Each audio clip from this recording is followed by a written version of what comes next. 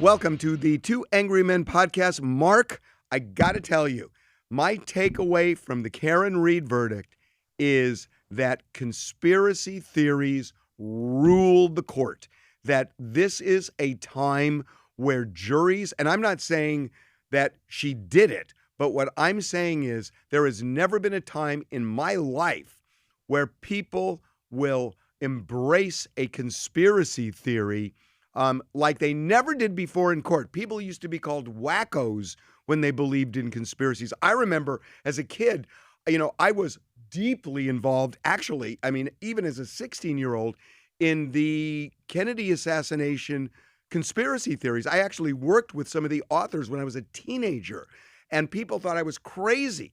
But now this is mainstream with the way people view the justice system. And I think that is why Karen Reed is a fully free woman today. Okay, you couldn't be more wrong, number one. Number two, Karen Reed is a fully free woman today. And by the way, kudos to Alan Jackson. Oh, he's great. Alan's best. He's a great lawyer. Great lawyer. He owns Massachusetts, by the way, at this point. For a California lawyer whose office is a bagel throw away from where I'm sitting right now, he's got Kevin Spacey to Karen Reed to Karen Reed. Yeah, he's a great lawyer. Yeah. Listen, that was no shade on Alan. I'm saying Alan's premise was that the cops inside that house killed her boyfriend. And yeah, but let me just tell you one thing. I understand this idea that people want to say, oh, it's a conspiracy theory, it's a defense or this or that. Let's just talk about something. First of all, I have rarely seen a judge so in the pocket of the prosecution, either literally or figuratively. I've yet to ever see the feds hovering around a case where the feds understood exactly what was happening here, which is one of the reasons why in trial number one, virtually the entire defense case was a production of the federal investigation into this police department. And by the way, not just this police department, it is rampant across the country in smaller police departments or police departments that don't have a vibrant criminal defense bar, that they get away with stuff like this. This isn't, I beg to differ. I don't think it's conspiracy theory. I think the conspiracy, frankly, was what the justice system was trying to do to her. Well, look,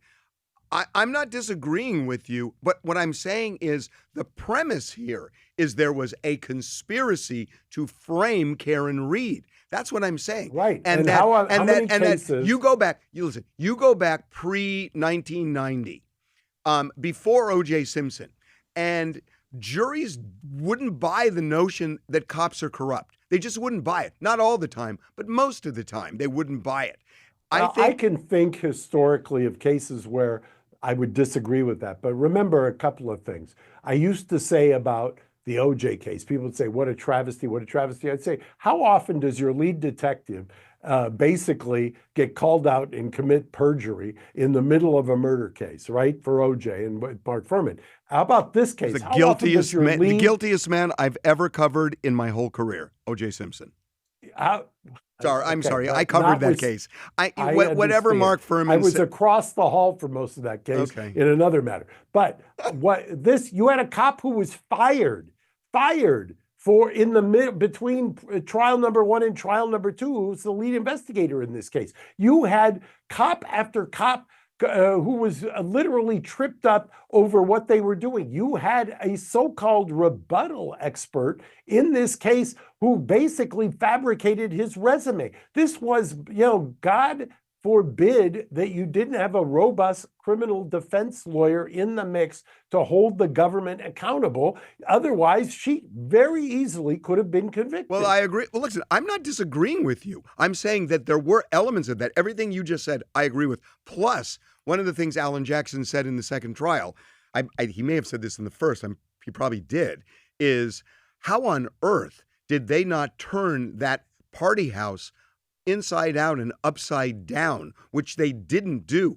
And the fact that they didn't do it, knowing there were cops inside, worrying about what they might find, to me, is almost reasonable doubt by itself. So I'm not disagreeing with you. I'm just saying it's easier for juries to swallow because look, and I think Donald Trump is part of this. I think that when you look at what Donald Trump talked about with the weaponization of the justice system, when you look at what Joe Biden talked about, which is the weaponization of the justice system with his son and against my client. against your client, and on and on. What I'm saying is people used to not believe in this, not embrace this. It's sort of like UFOs, that they thought you were a little crazy if you believed there was a conspiracy to frame somebody. I think that there's never been a time where juries are more open to believing that. I agree with you here. The evidence is strong. I'm just saying it's easy to embrace that now.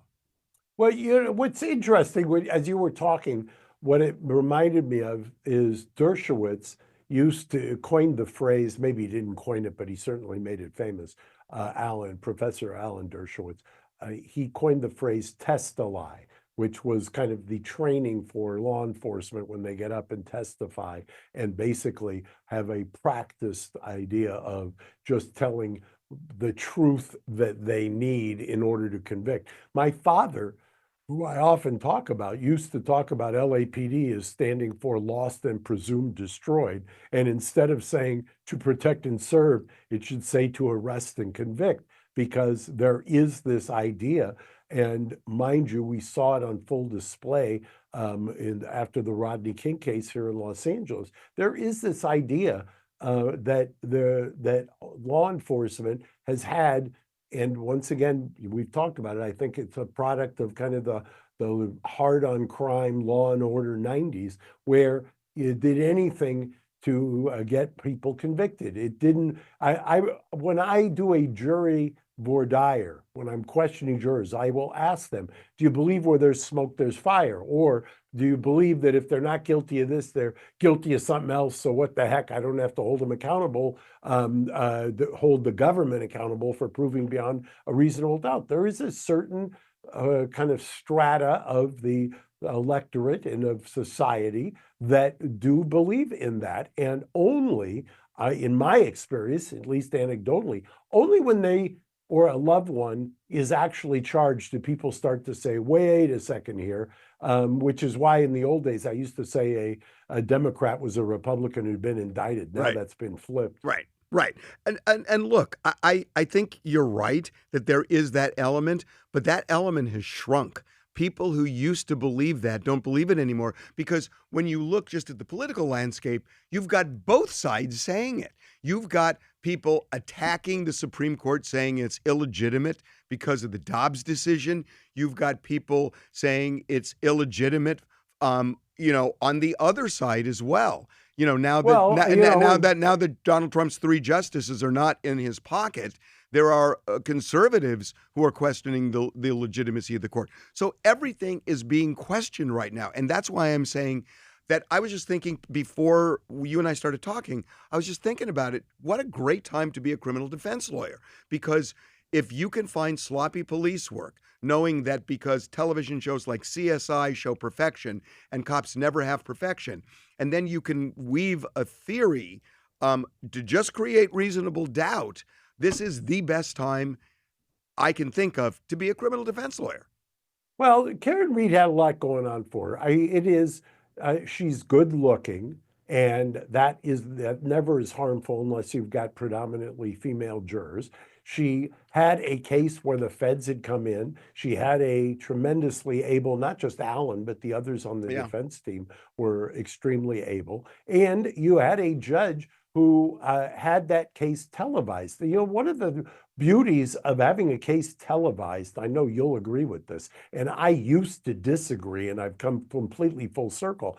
But when you see just what once again, what my father used to say, you see prosecutors in a robe sitting on the bench, and you say to yourself, what in the heck is going on? Any most observers that I saw thought this judge was so over the top in the pocket of the prosecution. And when I say in the pocket, I'm not implying Right. paid off. Right. I'm just saying doing the prosecution's dirty work, overlooking things that to me were understandably ridiculous. And repeating those same things over and over. I mean, we could get into the weeds and talk about lesser included. Both juries had the same problem with lesser included. They did not understand, they didn't get an instruction that completely delineated the fact that if you had to find not guilty on the greater offense before you could go down the ladder to the lesser included, which is what they ended up doing, which is what they asked about yesterday, which is what in trial number 1 they did. I mean, this may be the first woman on the face of the planet who has been tried twice and found not guilty twice. But the first time they got nowhere. Hung on the manslaughter count the first time. Yeah, right. Because she was found not guilty, presumably last time, because they hung on the lesser, and nobody had the gumption or the gall to call it like it was. So let me ask you something. How important was it? And supposedly we're not supposed to talk about this stuff, but I'm going to talk about it. How important is it that she's a good-looking white woman? Oh, I used to say, Harvey, back in the days when CNN was a juggernaut, remember that? We're going back 25 years. And Larry King was kind of the appointment viewing at 9 o'clock at night.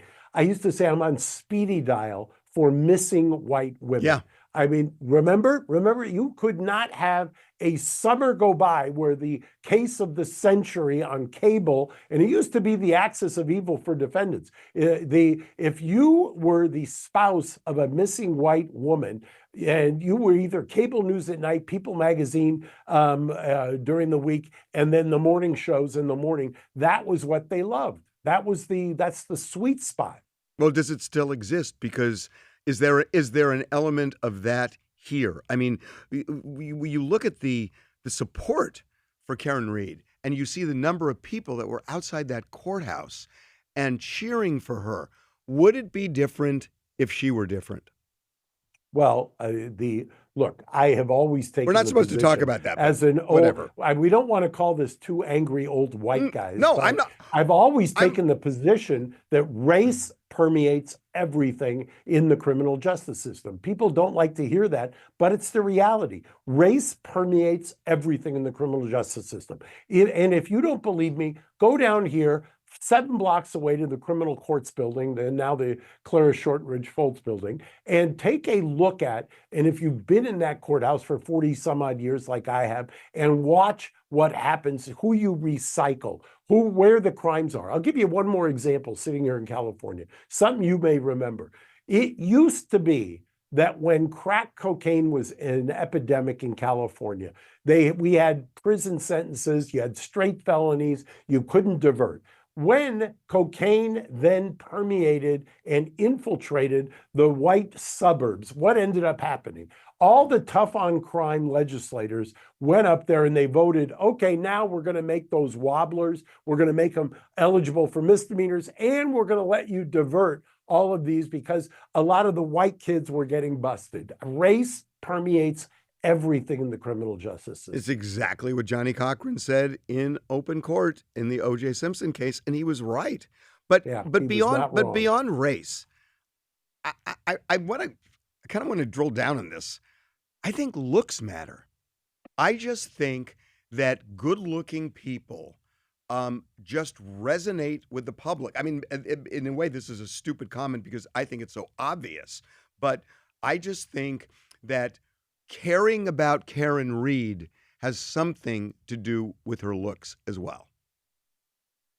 You know, there are people who could make and have made the argument, and apologies to Jose Baez, who's also an exceptional lawyer, but Casey Anthony, and a good-looking white female who was acquitted in the face of what a lot of people thought was overwhelming evidence, and there were a lot of people who thought at the time or attributed that to the fact that she was a good-looking white woman. I will tell you that if you give me my druthers as a defense lawyer as to who I want to defend, who is accused of murder, I will take a female over a male every single time in terms, all other things being equal.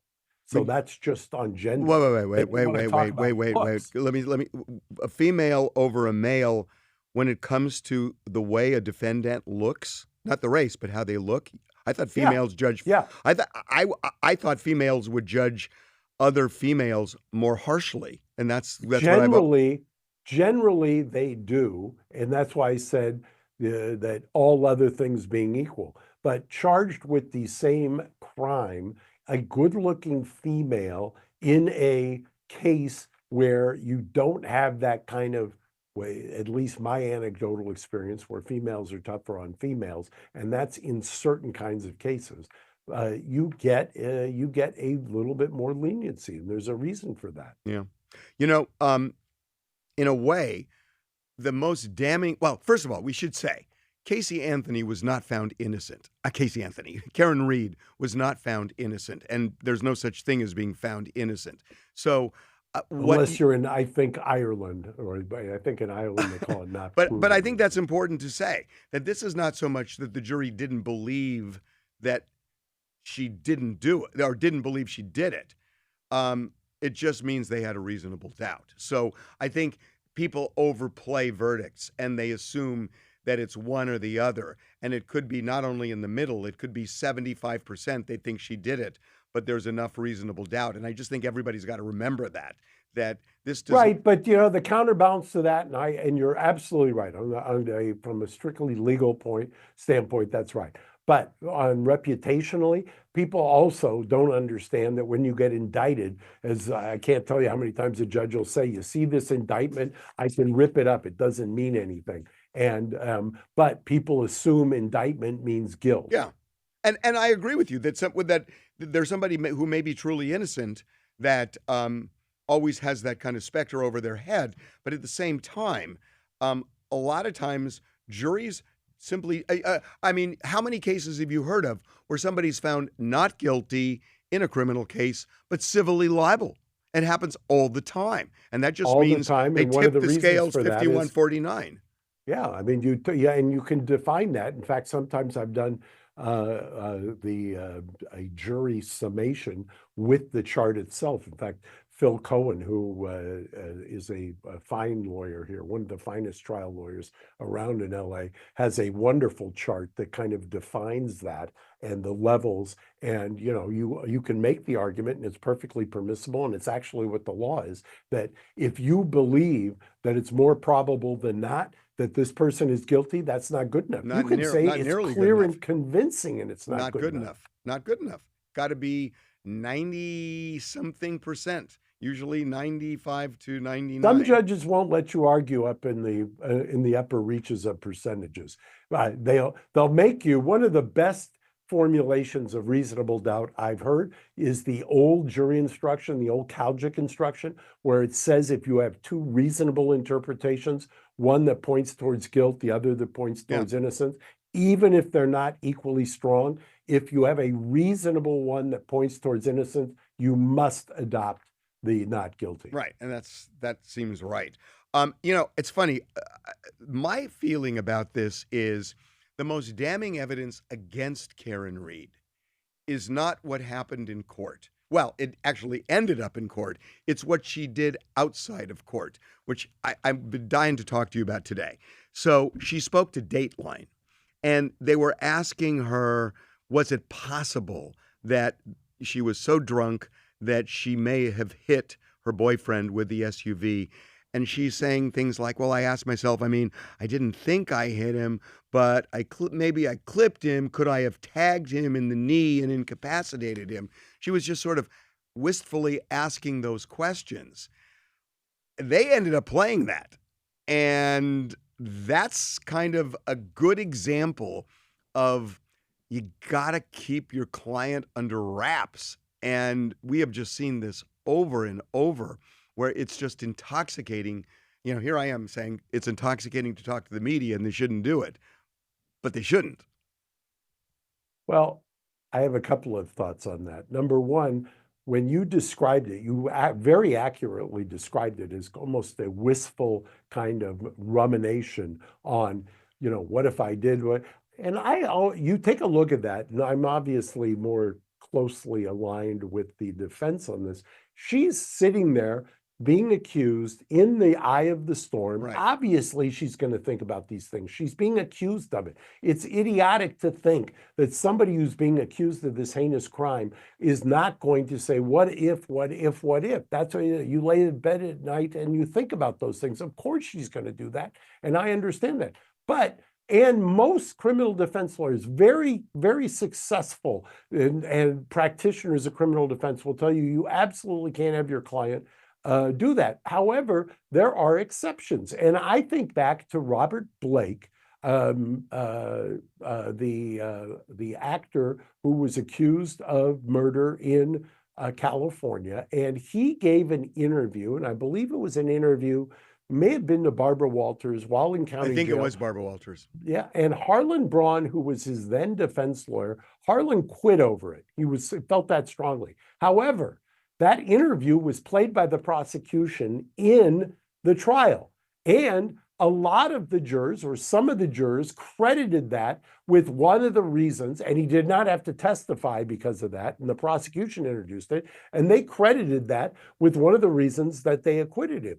I will tell you another example. I represented Susan McDougal back in 1990 something, who was Bill Clinton's erstwhile partner in Whitewater. She did an interview before I represented her also with ABC, and I think it's always ABC, I don't know why, but I think it was with Diane Sawyer. They played that interview. Now, interestingly, that interview that Susan gave was before she went into custody for refusing to testify in front of the grand jury. And she looked sharp and great, and she had had hair and makeup done.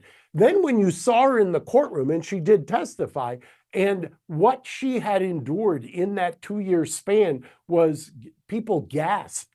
And jurors told me afterwards what she had been put through. They wanted to help her. They wanted to give her life back. So sometimes there is the law of unintended consequences when giving these interviews. Boy, we are in such a weird spot that here I am arguing against it, and I'm in the media, and you're a defense lawyer. I think you're. I'm also arguing. I have come, and like I said, I've come full circle. I've told you a million times. I used to think that you wanted cameras, right, that somehow keeping cameras out of the courtroom damps down interest. It has the opposite effect. Of course. It amplifies it, number one, and it amplifies disinformation. And it really, to my mind, it's a public proceeding. And you've got the tension between the First and the Sixth Amendment. And I think Sixth Amendment generally should trump the First Amendment. But at the same time, the Sixth Amendment, Mark Agnifilo made this argument, and I've seen it. I've made the same argument. One of the reasons you want a public trial is because you want the public to hear stuff, because I can't tell you how many times in cases that I've gotten unsolicited people reaching out to me through the office because they'd heard something about a case, and it turned up that it was a game-changing development that never would have happened if the proceeding was not publicized. Well, I agree with you on that for sure. However, on clients talking, giving interviews about a case before the trial, if I were practicing criminal law now, I would tell them up front, you do it, I quit. Because you lose complete control.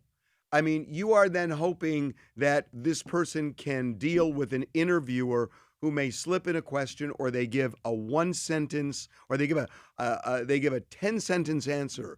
But one of those sentences is all that matters, and it's played, and it hurts, and it's sort of like Karen Reed. I mean, yeah, there was other countervailing evidence, but that Dateline interview did not help her, Mark. I will not disagree with you. If you do, and this is for the criminal defense lawyers out there, if you have a case and you think you need to engage the public for a variety of reasons, and there's lots of legitimate reasons where you want sunlight on your case in a lot of cases, It never is a good idea, in my opinion, to have your client submit to an interview that's not live. And the reason for that is they can't cut and slice and dice it. They can't frame it. We're seeing all the litigation, speaking of Trump, where Trump is suing news outlets for doing precisely that, slicing and dicing. And there is a point there. There's a compelling point there that if you do that, you really leave yourself open to whatever viewpoint. Yeah, well, you also leave yourself open in a live interview that on the spot you say something you shouldn't say. Right, I agree. But if you're going to take that gambit, I think it's safer with the live interview. So, I mean, you always have the problem in any interview where somebody's going to say something, you don't have veto power, and then where are you? I mean, it's a interesting gambit. It's a calculation that's honored in the breach, and it's tough. It's a difficult decision to make. And then look, Harvey, you're not wrong that if you were active, and by the way, I thought you are actively I am active. practicing. I am active, but Okay. I'm not practicing criminal law right now. I got a day job. Are you active since Two Angry Men? Yeah. Yeah, that's what I mean. Two Angry Men, in some ways, made you actively practice law again. Well, you know why I reactivated, but we're not. You want to talk about it? Okay. No, we'll leave it right there. Inside joke, folks. Yes. Okay. You mentioned, that sometimes it's important to put sunlight on a case. I think the show of support at the courthouse for Karen Read during the trial, it's sort of like, when you watch a sitcom and they have a laugh track or a live audience and they laugh, it makes you laugh because you feel like, okay, I get the joke, I can laugh at the joke, or they're telling me there's a joke and I hear the joke.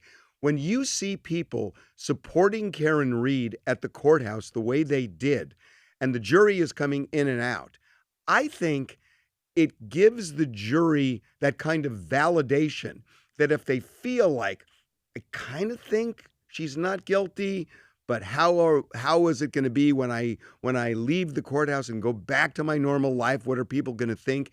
It kind of gives them that comfort zone to do what the people outside do. So I actually think that public display really helped Karen Read.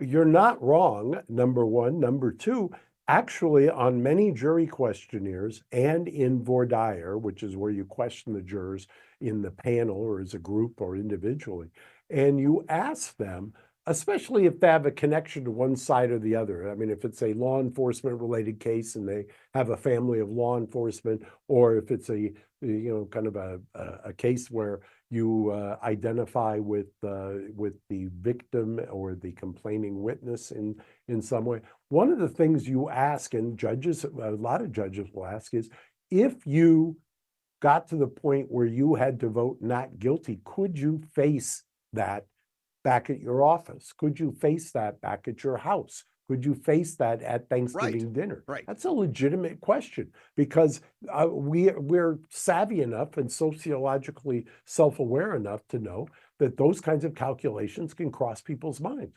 So can I change the subject for just 1 minute, for a final minute? Depends. I've been thinking about something all week. Okay. The immigration arrests, the protest arrests in LA for curfew violations? Literally, this morning, I'm sitting at Engine Company downtown, right in front of the LA Magazine building. Right. Right in front of the building, we've got a photo of them pulling over a car, people prone, right in front of the building this morning as we tape this. Can I tell you, I've just been thinking about this, and if I were representing one of the people on the curfew violation, which is, a 6-month maximum jail time, jail term, which, nobody's going to get for that. But still, I mean, it's on the table, and a $1,000 fine. On principle, if my client wanted to fight it, I would ask for a jury trial, and I would actually make it a political trial. And I would say, look, you can look at a statute that prohibited my client, an ordinance, an order from a mayor that prohibited my client from exercising a First Amendment right to protest a president who is yanking people out of orchards and Home Depots and doing things that are just antithetical to the basic tenets of democracy without due process, without habeas corpus.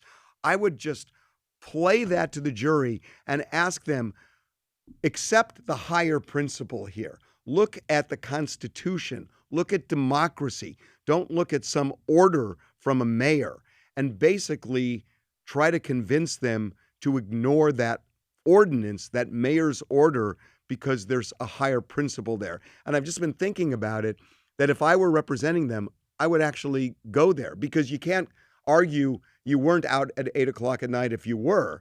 So to me, that's the place to go.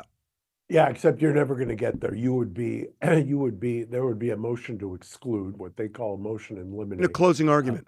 Yeah, Closing argument. They'd say you couldn't go there, and it would be sustained on closing argument, because they'd say you're appealing to jury nullification. What you could do, however. Well, it's not. No, well, hold on. I would argue that's not jury nullification. I would argue there are two competing laws here, and that one is supreme over the other. That it's not saying ignore it. I'm saying let me at least argue to the jury that there's a conflict within the law.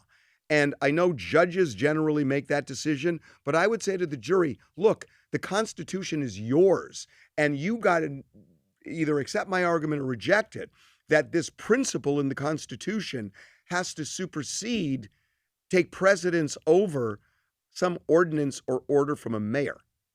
Yeah, and the problem you'd get is most prosecutors would probably win the argument for prohibiting you from making that argument. I'm not saying that it's not true. I'm also not saying, I've always taken the position that jury nullification is actually something that is legitimate in our system of justice. The whole idea of having a jury is that they're supposed to be the conscience of the community. That's why you're supposed to have a jury of your peers. That's why you are supposed to have the jury do what they believe is the right thing. And you're never supposed to invade jury deliberations. So yeah, you trying to argue it overtly, you usually will get shut down. So you have to be a little bit more clever. Well, I don't know. So now that I've reactivated my bar card, maybe I'll give that a shot. Well, Harvey, we can put this out there if you want. Now that you're active, and I have an active No, I'm not going to go back. I'll have you of counsel, and we'll take all the pro bono virtue violations for you to try the cases. Mark, come one, come all. Mark, I am not only an angry man, I am an older man, and I'm not about to take on another job. Everybody I'm talking to now is saying to me, why are you still working? And it's like, I kind of like working.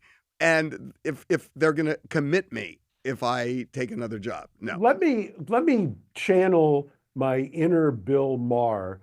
And I think Bill, 8 or 9 episodes, said one of the great gifts of his 60s, of his chapter 3, and Bill and I were bonding because you're not in the 60s, but one of the great gifts was his friendship with Harvey. And I echo that. And I don't want you to quit working, not quite yet. It's so funny. You were talking about.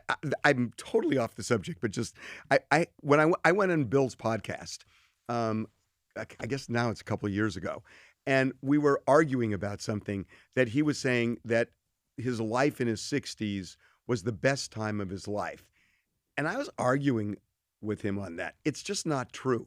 The best time of your life is when you experience things for the first time. It's like, think about it, like the first car you get, how proud you were, even if it was a crappy car. I mean, I had a car in Miami that was just this $800 jalopy, but I was so proud of it. And I have nicer cars now, but it never excited me as much. When I got my first house, it was a converted trailer in around Cahuenga, and I would sit on the porch drinking beer, and I didn't even like beer, but I thought that's what you do when you have a house. And I was so excited. And I think the best time in life is not when you're older, because if you upgrade something, it's not the same as when you get it for the first time. And it doesn't have to be something material, it can be an accomplishment. But I just, it's kind of sad to say, but I think the best time in life is in your 20s. I really, and I it, I disagree. I'm with Bill. It's in your 60s. That's the best time.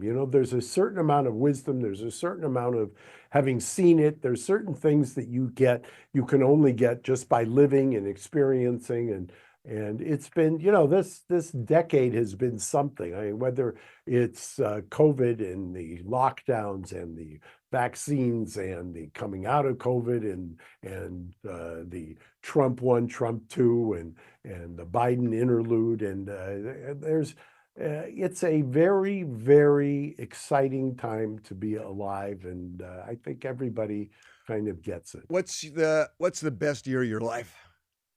So far this year. Really? Yeah. Yeah. So far this year. Well, and that's been the case for a while. Every year seems to gets better and better. So I'll Got leave it at that. I am sour because that's I've got my theory on that, but well, I'm no, not no, going to no, go there. no. I mean, my best year was the year I graduated from law school, and I was 24 years old, and one of my professors at Chicago took over the deanship at the University of Miami and invited me down to teach at the law school for a year, and I made $11,500, and I thought I was rich, and I had an apartment for $195, and I was teaching, and I was on my own for the first time. And I've never had a year that I enjoyed more than when I was 24 and 25. Well, here's to 2025 that we finish out with a bang for you. Okay. Okay, I'll talk to you next week. Thanks, Harvey. I'll, Talk to you. I'll see you.